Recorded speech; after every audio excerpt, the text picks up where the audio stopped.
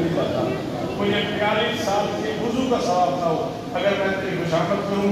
मैं ये शेर कराची पढ़ चुका हूँ और इतनी बड़ी बात हुई है उस्ताद ने शर्त जमील उस्ताद के हालात में होते हुए मैंने फिर ये शेर नहीं पढ़ा। मैंने कहा आज तक नहीं पढ़ा कि मैं शेर पढ़ रहा हूँ। ज़ात ज़िंदा की, सिफ़ात ज़िंदा की, कायनात ज़िंदा की, वो बात में बात ज़िंदा की। फरिश्ते ले गए रोटी हबश की मलका से फलक पे